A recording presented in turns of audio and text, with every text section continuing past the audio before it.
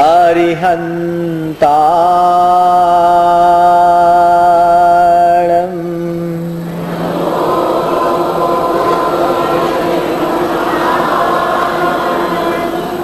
नमो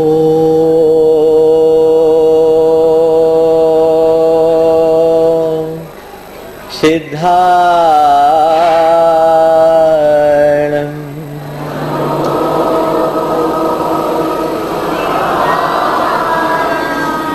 नमो आयर्याणं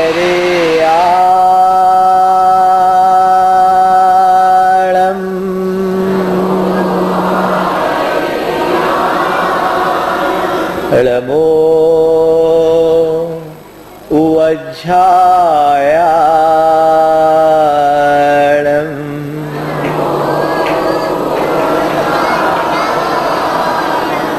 नमो लोये सब्बसाहूणं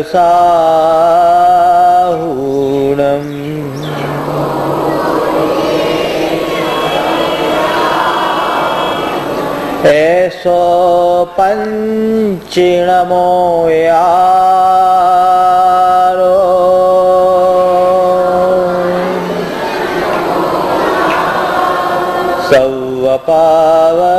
सव्वपावपनाशनो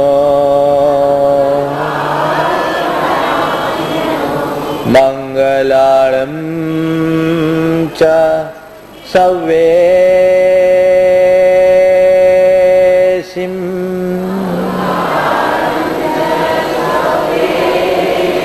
पढ़ मम होई मंगलम।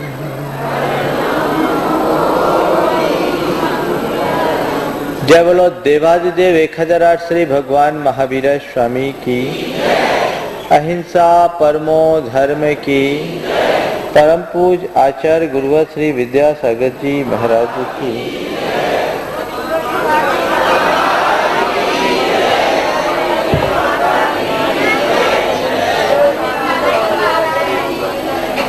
एक आदमी बड़ी तेज गति से चला जा रहा था। रास्ते में किसी युवक ने उसे टोक कर पूछा, कहां जा रहे हैं? उसने जवाब दिया, पता नहीं। सड़क पर तेजी से भागते हुए व्यक्ति को टोक कर युवक ने पूछा, कहां जा रहे हो? जवाब दिया, पता नहीं। युवा आश्चर्यचकित रह गया। उसने फिर से पूछा, आ कहां से रहे हो? जवाब दोहराया, पता नहीं। अब की बार वो अचंभित रह गया और पूछा, कहां जा रहे हो? ये पता नहीं। आ कहां से रहे हो? ये पता नहीं। क्यों जा रहे हो? उसने कहा, ये भी पता नहीं। उसकी आंखें विस्मय से फटी रह गई। उसने फिर पूछा कि भाई कहां से आ रहे हो? ये पता नहीं। कहां जा रहे हो? ये पता नहीं। कहां से आ रहे हो? ये पता नहीं। कहां जा रहे हो? ये पता नहीं। क्यों जा रहे हो? ये पता नहीं। तो महानुभाव ये तो बताओ कि आखिर तुम हो कौन?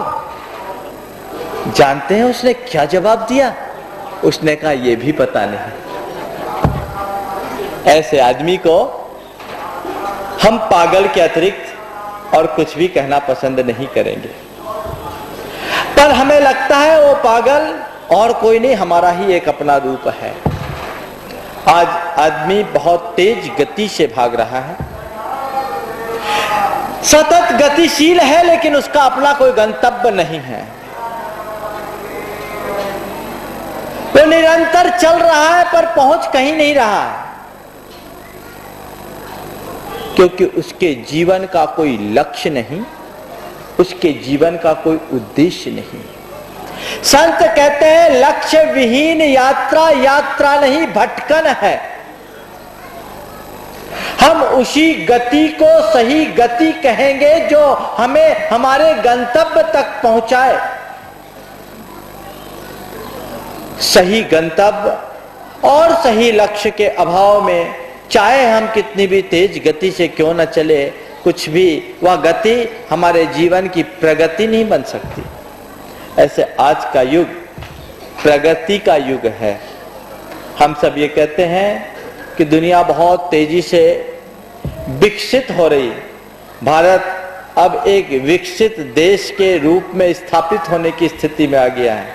सच है, जिसे हम प्रगति कहते हैं, थोड़ी गंभीरता से विचारे कि वो प्रगति है भी या नहीं। यदि मेरी निगाहों से आप देखो तो दुनिया आज जिसे प्रगति कहती है, मैं उसे प्रतिगति कहता हूं। प्रगति वो है जो हमें हमारे गंतव्य तक समय से पहले पहुंचाए, और प्रतिगति वो है जो हमें हमारे गंतव्य से विमुख कर दे, हमें पहुंचना कहीं और पहुंचा कहीं और दे। आखिर ऐसा क्यों हो रहा है?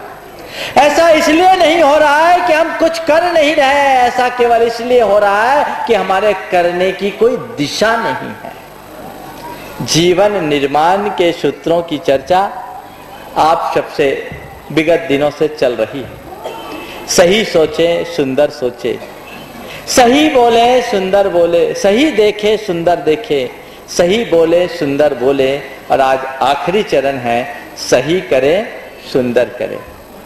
मनुष्य क्रियाशील प्राणी है, क्रिया उसके जीवन का अंग है। कभी भी वो प्रवृत्ति शून्य नहीं होता, क्रियाशील रहता है। क्रिया तो वो करता है, पर यह देखना है कि उसकी क्रिया कितनी सही है और कितनी गलत। गति तो है, लेकिन वह गति सही में प्रगति कराने वाली है या प्रतिगति वाली है? वो हमें विकास के शिखर तक पहुंचाने वाली है या विनाश के गर्त में गिराने वाली है? जो कुछ हम कर रहे हैं वो हमारे जीवन के लिए कल्याणकारी है या अकल्याणकारी है? हम जो कुछ जैसा कर रहे हैं या जिस तरीके से जी रहे हैं, हमारा वह जीवन हमारे लिए कितना उपयोगी है और कितना अनुपयोगी है? संत कहते हैं करिए, करे बिना तो आप कुछ रह भी नहीं सकते, पर सही करिए और सुंदर करिए। महाराज, हम जो करते हैं सही मान करके ही तो करते हैं। ध्यान रखना, जो हम कर रहे हैं उसे सही मान कर करना और बात है। ध्यान रखना, जो हम कर रहे हैं उसे सही मान कर करना और बात है, और सही कार्य को सही तरीके से करना और बात है। संसार के प्राणी का यह ज्ञान है कि वो गलत को ही सही मान करके चलता है। जैसी धारणा ऐसी बनी रहती है, जब तक मनुष्य का चित्त अज्ञान से प्रभावित होता है वो गलत को ही सही मान करके चलता रहता है। हमारी अनंतकालीन अतीत की यात्रा का यही सार है कि हमने हमेशा गलत को सही मान करके वर्तन किया। गलत को सही मानने का नाम ही तो भगवान महावीर मिथ्यात्व कहते हैं। उस मिथ्यात्व को खंडित करो, सही को पहचानो, सही को जानो और सही का आचरण करो, सही क्रिया करो। सही करे, सुंदर करे। क्या है सही? वह है सही जो हमें सुखी बनाए, वह है सही जो हमें शांति दे, वह है सही जो हमें प्रसन्नता दे, वह है सही जो हमारे जीवन को आनंदित कर सके, जिससे सुख मिले, शांति मिले, प्रसन्नता मिले और आनंद मिले। समझ लो वह हमारा सही कृत्य है, और जो हमें दुख, अशांति, अप्रसन्नता और उद्वेग उत्पन्न करे वो गलत है। सुबह से शाम तक की आपकी जो क्रियाएं हैं, उन क्रियाओं का पर्यालोचन करके देखिए कि आपकी कौन सी क्रिया आपके अंदर आंतरिक शांति उत्पन्न करती है और किस क्रिया से आपको अशांति मिलती है। आपकी कौन सी क्रिया आपके अंदर प्रसन्नता की लहर उत्पन्न करती है और किस क्रिया से आपका चित्त अप्रसन्न हो जाता है। किन स्थितियों में आप आनंदित होते हैं और किन स्थितियों में आपका चित्त अवसादग्रस्त हो जाता है। आप देखिए, और जिनसे अच्छाइयां आए उसे अंगीकार कीजिए और जिनमें बुराइयां आए उनको निकालते जाइए। बस इतना ही तो करना। लेकिन हम यह कहां कर पाते हैं? बातें हम हमेशा अच्छाई की करते हैं, पर आचरण हमेशा बुरे कार्यों का करते हैं। हम हमेशा कहते हैं कि हमारे जीवन में सुख हो, हमारे जीवन में शांति हो, हमारे जीवन में प्रसन्नता हो, हमारे जीवन में आनंद हो, पर यह बताओ कि सुख, शांति, प्रसन्नता और आनंद का मार्ग हम कितने अंशों में अनुसरण कर रहे हैं? संत कहते हैं, जब तक हम सही दिशा में अपनी कदम नहीं बढ़ाते तब तक सही दशा को प्राप्त नहीं कर सकते। आचार्य महाराज कहते हैं कि सही दिशा का प्रसाद ही सही दशा का प्रसाद है। वस्तुतः दिशा के परिवर्तन से दशा में परिवर्तन आता है। इसलिए बंधुओं, हम जो कुछ भी करें अपने जीवन की दिशा को सुनिश्चित करें, क्या हम कर रहे हैं और क्या हमें करना चाहिए। मैं आपको खुली छूट देता हूं, जो कुछ आप कर रहे हैं यदि उससे आपको आंतरिक तसल्ली है, आप बिल्कुल बेखौफ होकर के करते रहिए, वो धर्म है। जो आप कर रहे हैं उससे आपको अंदर से संतुष्टि है, आप बिल्कुल आंख मूंद करके करिए, कोई नहीं रोकेगा। क्योंकि धर्म तो हमें यही कहता है, हमेशा आनंदित रहो, हमेशा प्रसन्न रहो, हर स्थिति में संतुष्ट रहो और निश्चिंतता का जीवन अपनाओ। धर्म का रूप तो यही है, लेकिन ऐसा हम कुछ नहीं कर पाते। हाँ, जो कार्य हम करते हैं वो यही मान करके करते हैं कि इससे हमें शांति मिलेगी, प्रसन्नता मिलेगी, आनंद मिलेगा, सुख और सुकून मिलेगा, लेकिन आखिरकार मिलता कुछ भी नहीं। हाँ, मान जरूर लेते हैं कि मिल गया। सच्चे सुख की राह पकड़े, जिससे सुख, शांति और संतुष्टि मिले वो कार्य करे। महाराज, जो हम लोग करते हैं उसमें कुछ मिलता नहीं है क्या? देख लो क्या मिलता है। दो प्रकार का सुख होता है, एक अनुभूति का सुख और दूसरा अभिप्राय का सुख। अनुभूति का सुख आंतरिक होता है, जो होता है तो बस होता है, उसके लिए और किसी की जरूरत नहीं होती। और वह बाहर के साधनों से नहीं, भीतर की साधना से प्रकट होता है। वो अपनी वृत्तियों के अंतर्मुखता से प्रकट होता है, मन की आंतरिक संतुष्टि से प्रकट होता है। और दूसरा जो अभिप्राय का सुख है ना, वो बाहरी टिप टाप से होता है, बाहरी ठाट बाट से होता है, बाहरी स्टेटस से होता है। आप देखिए, जिस सुख प्राप्ति की चाह में आप 24 घंटे पागल हो रहे हैं, वह आपको कौन सा सुख दे रहा है? सच्चे अर्थों में आपकी सुखानुभूति हो रही है अथवा आपने अभिप्राय में ही केवल सुख को बसा रखा है, उसमें अपनी सुख की मान्यता बना रखी है। बड़ा अंतर है। आज के आदमियों की स्थिति ऐसी कि जीवन कांटों से घिरा है, फिर भी मुस्कुरा रहे हैं मजबूरी में, क्योंकि अब रो नहीं सकते। तकलीफें अनेक प्रकार की है, चिंताएं अनेक प्रकार की है, पीड़ाएं अनेक प्रकार की है, फिर भी अब क्या करें? कहें तो किससे कहें और करें तो क्या करें? कोई उपाय नहीं है, स्वीकारना पड़ता है। प्रकट करते हैं अपने आप को और अपने अंदर ऐसी मान्यता बसा लेते हैं जैसे कि मैं बड़ा सुखी हूं। एक आदमी धनी है, उसने धन कमाया, यही सोच करके धन कमाया था कि मैं जितना धन कमाऊंगा मेरा जीवन उतना सुखी होगा। धन के शिखर तक तो पहुंच गया, पर दुर्भाग्य सुख के शिखर पर नहीं पहुंच सका। लेकिन उस भूमिका में पहुंच जाने के बाद उसने अपने आप को उसमें ही सुखी मानने का भ्रम पाल लिया। ये चूक है।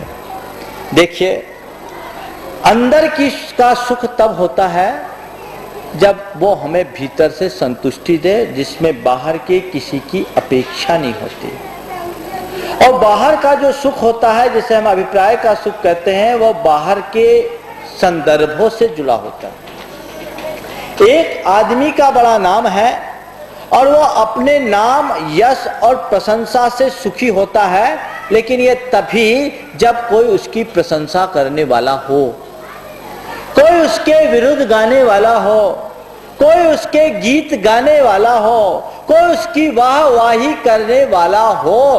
बेशक ऐसा करने से उसे अंदर ही अंदर गुदगुदी का अनुभव होगा और वो मन ही मन प्रसन्नता का अनुभव करेगा।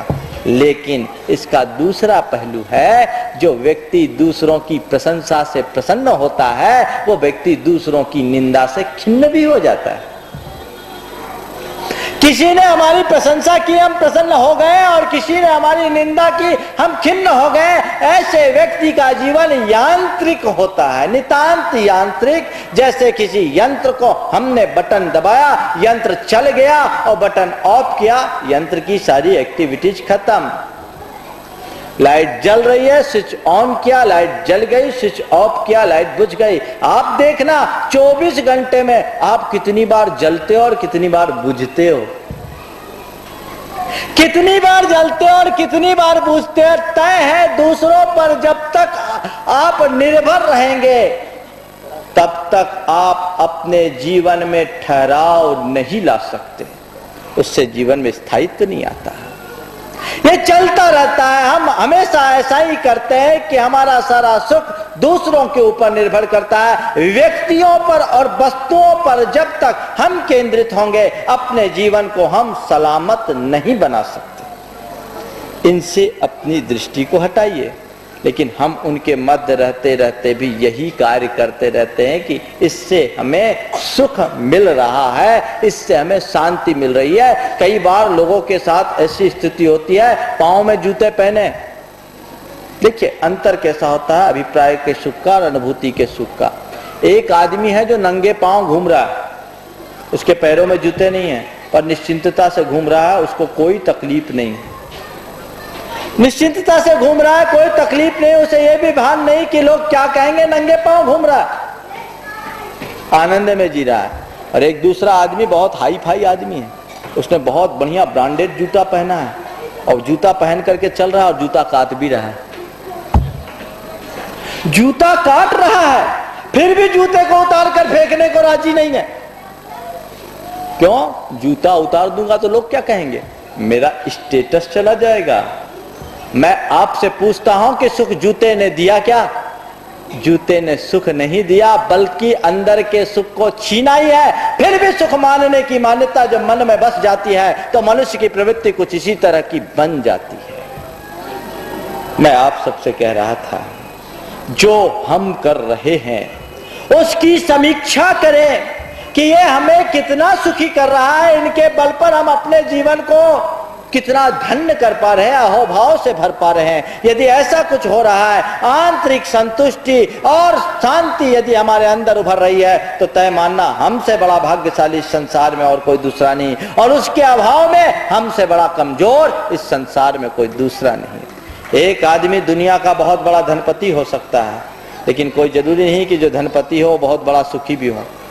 चाहे जब आंकड़े सर्वे होते हैं और सर्वेक्षणों के रिपोर्ट्स और ये सब छपते रहते हैं अखबारों में कि दुनिया का सबसे बड़ा धनी कौन, ये छपा ना, दुनिया का सबसे बड़ा धनी कौन, पर आज तक किसी ने ऐसा सर्वे नहीं किया होगा कि दुनिया में सबसे बड़ा सुखी कौन।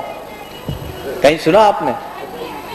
सबसे धनी कौन, ये देखने वाले तो बहुत तेरे हैं, लेकिन सबसे सुखी कौन, ऐसा देखने वाले कोई नहीं है। आज तक कोई ऐसी एजेंसी विकसित नहीं हुई कि जो दुनिया के सबसे सुखी आदमी की तलाश करके दे।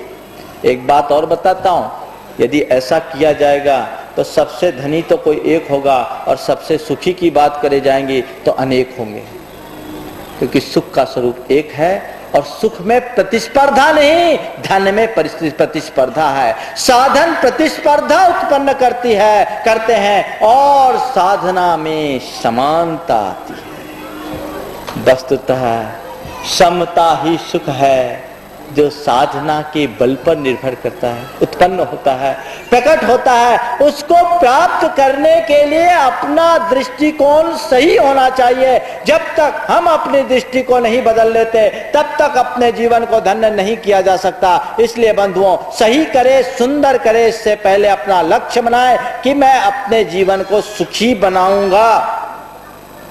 दुनिया में बहुत संख्यक लोग ऐसे हैं जो जी रहे हैं, जिनके जीवन का कोई उद्देश्य नहीं। एक आदमी से पूछा गया, भैया तुम क्यों जी रहे हो? पूछा गया कि भैया तुम क्यों जी रहे हो? उसने जवाब दिया, इसलिए कि अभी मरा नहीं हूं। ऐसे आदमी क्या कहेंगे? जिए जा रहे हैं, जीने का कोई मकसद नहीं, जीने का कोई उद्देश्य नहीं, जीने का कोई लक्ष्य नहीं। संसार में दो प्रकार के लोग हैं, एक तो वो है जिनके जीवन का कोई लक्ष्य नहीं, और यदि किसी ने कोई लक्ष्य बनाया है तो वो भी अत्यंत उथला, वो है केवल पदार्थ और पदार्थ जन्य भोग। ऐसे लोगों के जीवन का एक ही उद्देश्य, खाओ पियो मौज करो, eat drink and B Mary. इसके अलावा उन्हें अपने जीवन का कोई ठोस मकसद नहीं अर्जित किया, मकसद नहीं बनाया, और ऐसे लोग अपने जीवन में कुछ अर्जित भी नहीं कर सकते। इनका तो एक ही ख्याल है, जब तक जियो सुख से जियो। जब तक जियो सुख से जियो, कर्जा लो पर घी पियो, मरने के बाद लौटाने किसको आना है। ऐसे लोगों से कोई अपेक्षा नहीं रखी जा सकती। यह पदार्थवादी चिंतन है, और जब तक ऐसी दृष्टि बनी रहेगी आप सही करने की स्थिति में नहीं आ सकते। इस भ्रांति को तोड़े। पदार्थ के व्यामोह से मुक्त होने के बाद ही जीवन के यथार्थ का स्पर्श होता है, और जो जीवन के यथार्थ का स्पर्श करता है वही सच्चे अर्थों में परमार्थ का अधिकारी बनता है। हम जाने ये बाहर का जगत है और भीतर के जगत का विस्तार बहुत अधिक है। जब तक हमारी दृष्टि आध्यात्मिक नहीं बनती, जब तक हमारी सोच आध्यात्मिक नहीं बनती, जब तक हमारे भीतर की चेतना जागृत नहीं होती, हम अपने शाश्वत स्वरूप को उपलब्ध नहीं कर सकते। सही करे, सुंदर करे, देखे, अपनी अपनी समीक्षा करे। यदि ये सब चीजें अर्थहीन दिखती है तो अपने आप के अपनी दिशा को बदलिए। बाकी कामों में तो आप रोज परिवर्तन करते हैं। एक आदमी व्यापार करता है, व्यापार करने में यदि कदाचित अनुकूल सफलता नहीं मिलती, वांछित सफलता नहीं मिलती, वो अपने व्यापार के तरीके को बदलता है, ज्यादा होता है तो व्यापार बदल देता है। आप अपने रोजमर्रा की जिंदगी में जब कोई कार्य करना शुरू करते हैं और उस कार्य में आपको वांछित परिणाम नहीं मिलते तो आप कार्य की दिशा में परिवर्तन कर देते हैं। समझ लो एक आदमी बीमार है, बीमार आदमी डॉक्टर के पास जाता है, डॉक्टर को दिखाता है, कदाचित डॉक्टर की इलाज से लाभ नहीं मिलता तो दोबारा डॉक्टर के पास जाते हैं, कहते हैं डॉक्टर साहब आपने दवाई तो दी पर आराम नहीं मिला, दवाई बदलिए। दूसरा प्रिस्क्रिप्शन लिखवाते हैं, दवाई चेंज करवाते हैं, उसके बाद भी यदि कदाचित लाभ नहीं मिलता तो आप डॉक्टर बदलते हैं कि चलो भैया किसी स्पेशलिस्ट से मिले। वहां भी काम नहीं चलता तो किसी बड़े शहर के और बड़े डॉक्टर के पास जाते हैं। यदि आपके पास सामर्थ्य हो तो दिल्ली और बॉम्बे और विदेश तक जाने को आप राजी हो जाते हैं, क्योंकि आरोग्य का लाभ हमें लेना है। और यदि इसमें भी लाभ नहीं मिलता तो फिर आप कहते हैं क्या करें, आजकल एलोपैथी तो बहुत खराब हो गई है, बहुत साइड इफेक्ट्स भी होते हैं, रिएक्शंस भी होते हैं। आयुर्वेद बहुत डेवलप हुआ है, आयुर्वेद का उपचार कराया जाए। किसी वैद्य और हकीम के हाथों अपने नब्ज पकड़ाते हो, उसकी दवाई लेते, यदि उसकी दवाई से भी फायदा नहीं मिले तो होम्योपैथी में जाते हैं, और होम्योपैथी में भी जब काम न बने तो क्या करते हैं, नेचुरोपैथी अपनाते हैं। 100 रोगों की एक दवा, मिट्टी, पानी और हवा।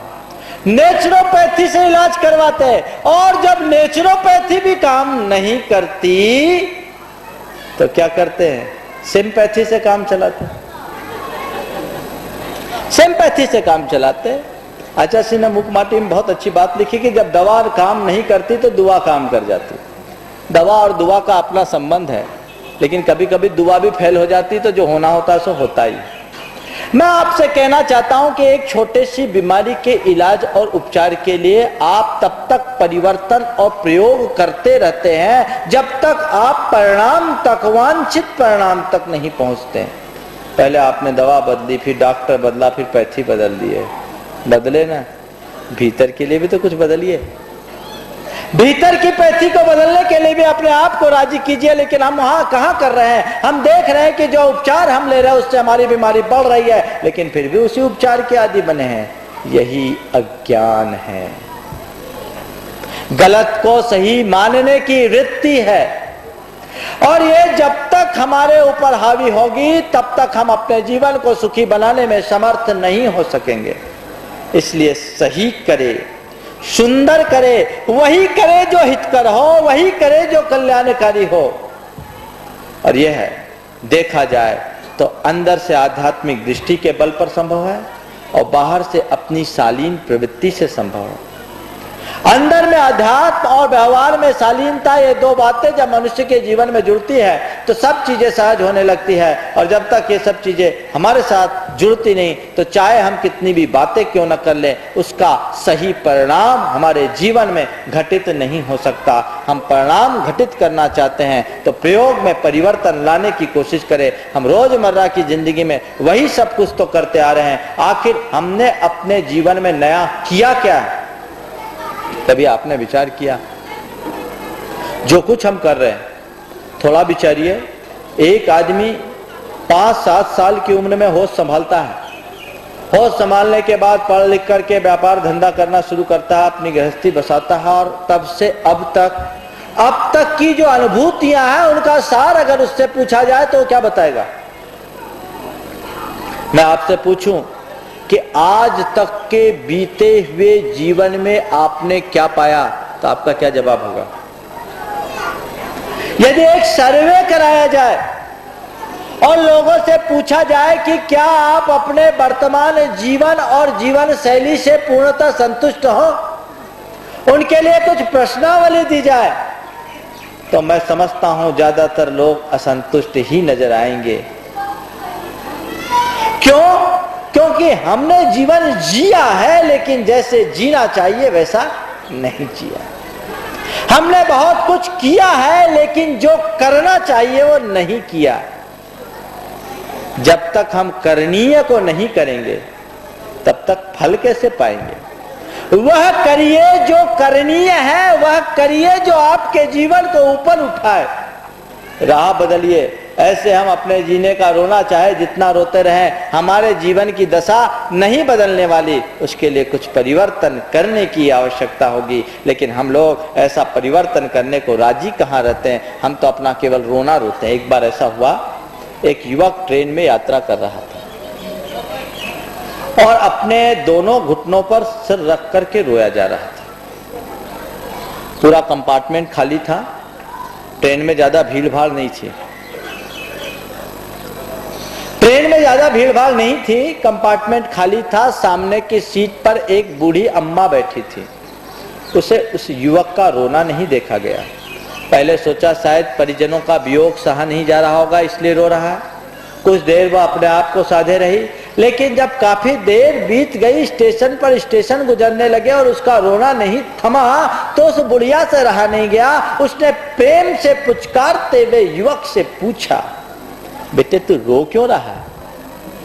बेटे तू रो क्यों रहा है? वहां से कोई उत्तर नहीं। बुढ़िया अपने स्थान से उठी, प्रेम से उसके सिर पर हाथ फेरते हुए पूछी, बेटे आखिर बता तो, तुझ पर विपदा क्या आ गई? तू रो क्यों रहा है? जैसा कि अक्सर होता है, किसी रोने वाले के आगे कोई सहानुभूति और हमदर्दी जताने जाए तो और ज्यादा रोने लगता है। अब तो और ज्यादा रोना शुरू कर दिया।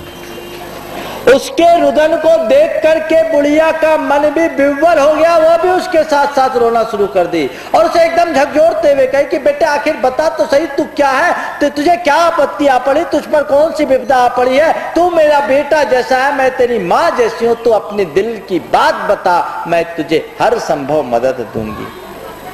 बुढ़िया के ऐसा कहने पर उसने धीरे से अपनी गर्दन उठाई, एक नजर भरकर बुढ़िया को देखा और वापस गर्दन घुटने पर रखकर और जोर जोर से रोने लगा। अब बुढ़िया से रहा नहीं गया।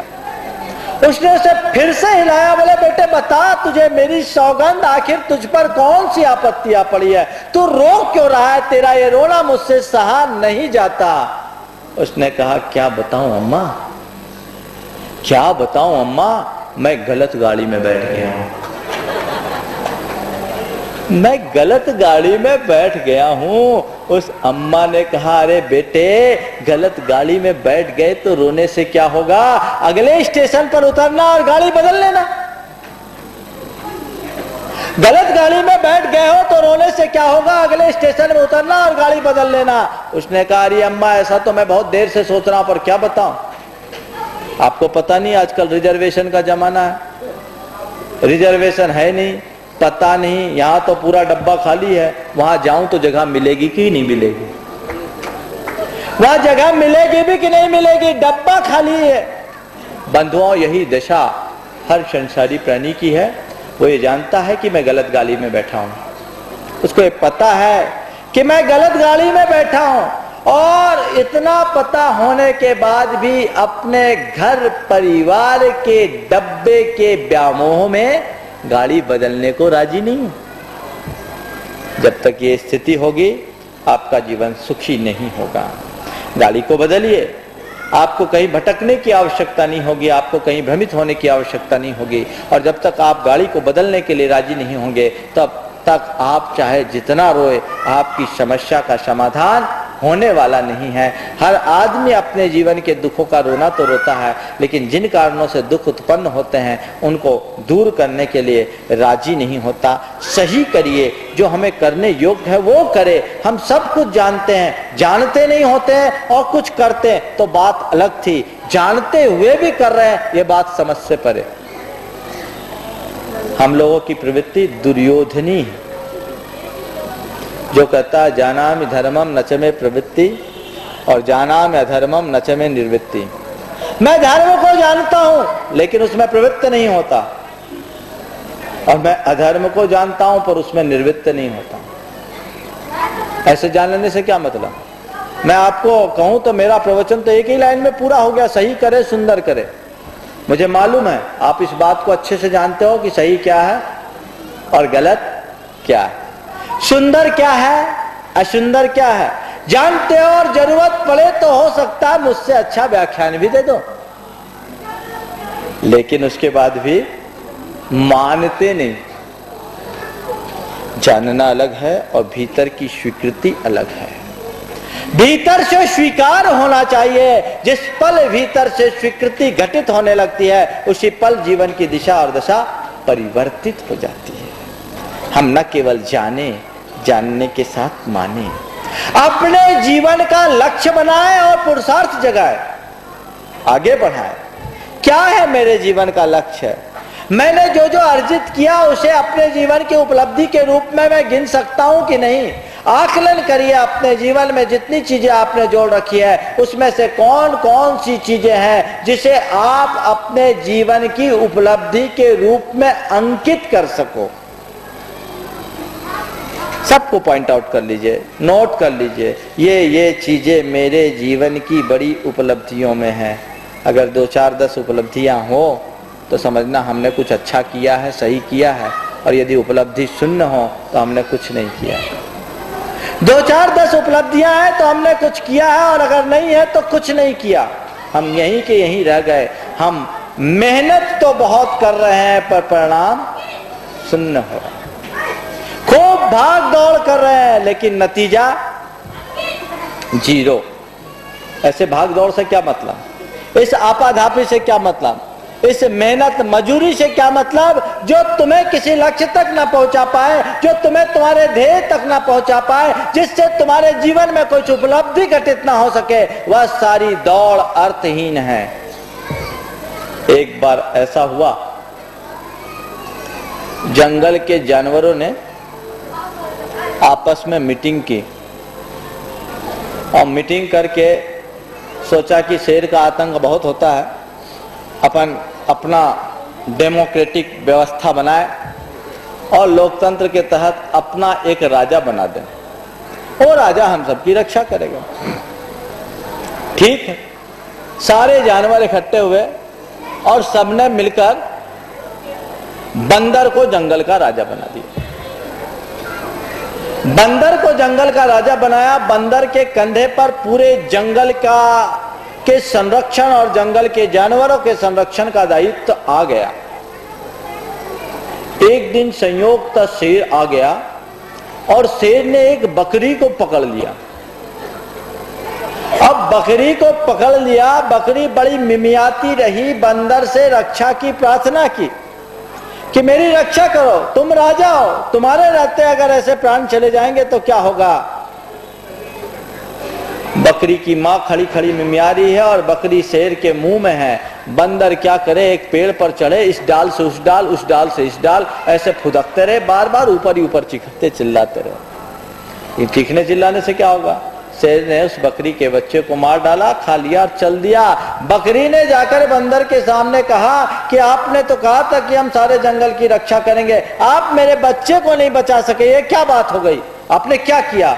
उसने कहा सुनो, मैंने अपना जो काम करना था सो कर लिया, तुम्हारा बंदर बचे या ना बचे, तुम्हारा बच्चा बचे या ना बचे, मेरी दौड़ धूप में कोई कमी रही हो तो बताओ। तुम्हारा बच्चा बचा या नहीं बचा, मेरी दौड़ धूप में कमी हो तो मुझे बताओ। भैया देख लो आप, कहीं ऐसा तो नहीं है आपकी जिंदगी में भी ऐसी ही दौड़ धूप चली रही? तो दौड़ धूप में कोई कमी नहीं है, लेकिन जिसके पीछे दौड़ धूप है वो है भी कि नहीं, ये आपको देखना, उस पर आपको विचारना है कि नहीं हम कहीं ना कहीं चूक रहे हैं, हमारे जीवन में कहीं ना कहीं कोई कसर है, कहीं ना कोई कमी है। उस कोर कसर को कम करने की कोशिश करें, उस कमी को दूर करने का प्रयास करें। निश्चित रूप से जीवन में एक बहुत बड़ी उपलब्धि घटित होगी। हम ऐसा प्रयत्न करेंगे तब जो होगा वो सही होगा, जो होगा वो सुंदर होगा। अनंत जन्म बीत गए, हमने केवल गलत किया, अपने अतीत में हमने केवल गलत किया। अगर सही किया होता तो हमारा भी स्थान सिद्धालय में हो गया होता। यथार्थ का स्पर्श नहीं किया, यथार्थ की अनदेखी की। अब पहचाने अपने स्वरूप को और उसे पाने का प्रयत्न करें। यदि ऐसी दिशा और ऐसी दृष्टि हमारे भीतर विकसित होती है तो हमसे बड़ा भाग्यशाली और कोई दूसरा नहीं है। बंधुओं, इन छोटी छोटी बातों पर जब हम गहराई से चिंतन करना शुरू करते हैं तो जीवन की दिशा अपने आप बदल जाती है। हम लोग धर्म के क्रियात्मक रूप पर तो बहुत ज्यादा ध्यान रख लेते हैं, लेकिन उसके आंतरिक स्वरूप की अक्सर अनदेखी कर देते हैं। मैं सही करे के विषय में आपसे ये नहीं कह रहा हूं कि आप हिंसा न करें, आप झूठ न बोले, आप चोरी न करें, आप कुशील न करें, आप परिग्रह का ज्यादा संग्रह न करें। मैं ऐसा उपदेश नहीं दे रहा हूं, चाहता तो वैसा भी दे सकता था। मैं आपसे यह भी कह सकता था आप पूजा करें, आप पाठ करें, आप दान करें, आप पुण्य करें, आप व्रत करें, आप उपवास करें। मैं ये भी कह सकता था, पर इसका मतलब ये मत समझ लेना कि मैं इनके खिलाफ हूं। मैं आपसे कराना तो वही चाहता हूं, लेकिन दूसरे तरीके से, सही तरीके से। मैं तो केवल ये कहता हूं कि वही करो जिसमें कल्याण है। धर्म ज्यादा बहुत बड़ी चीज नहीं है, जो हितकर है वो धर्म अंदर से। एक बार आचार्य महाराज से किसी ने पूछा, महाराज धर्म की अत्यंत संक्षिप्त परिभाषा बता दे। धर्म की अत्यंत संक्षिप्त परिभाषा बता दीजिए। वो जल्दी में थे, आचार्य महाराज तो बहुत पहुंचे हुए। उन्होंने बड़ा छोटा सा जवाब दिया और एकदम सधा सा। उन्होंने कहा देखो तुम धर्म की संक्षिप्त परिभाषा चाहते हो तो मैं तुम्हें बताता हूं, जो तुम्हें अब तक अच्छा लगा वो अधर्म है और जो अच्छा नहीं लगा वो धर्म। जो अब तक अच्छा लग रहा है, जो रुच रहा है वो अधर्म है, और जो रुच नहीं रहा वो धर्म है। बहुत सटीक व्याख्या। वस्तुतः जब हमारी अंदर दृष्टि परिवर्तित होती है तो बाहर के आचरण में अपने आप परिवर्तन घटित होने लगता है। हम बाहर से बदल लेते हैं अपने आप को, लेकिन बंधुओं बाहर से भीतर का परिवर्तन अस्थायी होता है, लेकिन भीतर से बाहर का परिवर्तन शाश्वत होता है। करने की बात को भी मैं आपके अंदर की दृष्टि से जोड़ करके ले चल रहा हूं। मैं कह रहा हूं आप खुद उसका मूल्यांकन करें, आप खुद उसकी समीक्षा करें। आप क्या कर रहे हैं और क्या पा रहे हैं, इसकी कसौटी किसी दूसरों के हाथ में न दें। स्वयं को स्वयं के निकष पर कसने की कोशिश करें। स्वयं का पैमाना स्वयं बने, स्वयं की कसौटी स्वयं बने। खुद को खुद की निगाहों से तराशने की कोशिश करें। यदि हम अपने भीतर खुद डूबेंगे, अपनी खूबियों और खामियों को खुद देखेंगे, तो मैं तय कहता हूं ये कि हमारे जीवन में बहुत कुछ परिवर्तन घटित होगा।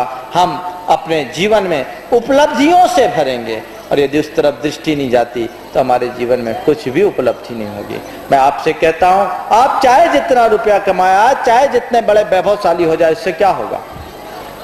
एक आदमी 25 वर्ष की उम्र में व्यापार करना शुरू करता है और समझ लो 5 लाख रुपए से उसने अपना कारोबार शुरू किया, और 75 साल की उम्र में 5 लाख को बढ़ाकर 50 लाख कर दिया और मर गया। उस आदमी के जीवन की उपलब्धि के रूप में अगर कुछ लिखा जाए तो क्या लिखा जाएगा? मैं आपसे पूछना चाहता हूं। 5 से शुरू किया, 5 से 50 तो कर दिया, पर अपने जीवन के 50 वर्ष शेष कर दिया, बचा क्या? उसके साथ क्या गया? जो 50 उसने जोड़े वहीं छोड़ करके गया है, उसमें से 5 पैसा भी काम में नहीं है। एक बात अपने दिल दिमाग में स्थापित करके रखिए, चाहे बड़ा आदमी हो चाहे छोटा आदमी, चाहे अमीर हो या गरीब, जाना तो सबको एक साथ। एक बार गणित पढ़ाया जा रहा था, शिक्षक ने बोला, एक बच्चे ने बोला कि भाई शून्य को शून्य से गुना करे तो कितना आएगा? बोले शून्य। कि 2 शून्य को 2 शून्य से गुना करे तो कितना आएगा? शून्य। कि 3 शून्य में 3 शून्य गुना करे तो कितना आएगा? 4 शून्य। कि यार 10 शून्य को शून्य से गुना करे तो कितना आएगा? बोले शून्य। तो बोले बताइए, जब सबका परिणाम शून्य आता है तो फिर बार बार गुना करने की क्या जरूरत? क्या बड़े शून्य का परिणाम बड़ा आता है और छोटे शून्य का परिणाम छोटा आएगा? कतई नहीं। शून्य छोटा हो या बड़ा, शून्य का परिणाम तो शून्य है। आदमी दुनिया में चाहे कितना बड़ा कहला ले अथवा चाहे कितना छोटा हो जाए, मरने के बाद तो केवल शून्य ही है, बड़ा हो या छोटा। शून्य। ये हो सकता है कि एक बड़ा आदमी मरेगा तो उसे चंदन की लकड़ी से जलाया जाए, और एक छोटा आदमी मरे तो हो सकता है उसे गोबर के कंडों से जलाया जाए। लेकिन ध्यान रखना, चंदन और गोबर के कंडे में अंतर हो सकता है, लेकिन दोनों की राख में कोई अंतर नहीं। ऐसा नहीं कि चंदन की राख में सुगंध हो और कंडे के राख में दुर्गंध हो। यह जीवन की वास्तविकता है, इसे पहचानने की कोशिश कीजिए। जो मनुष्य इस सत्य को पहचान लेता है वो उसका जीवन कभी भी विचलित नहीं होता। आज वर्ष का आखिरी दिन है, अपनी समीक्षा कीजिए, सही करे, सुंदर करे, नया संकल्प लीजिए और कल से कुछ नया करने का भाव अपने मन में जगाइए। ये 1 जनवरी की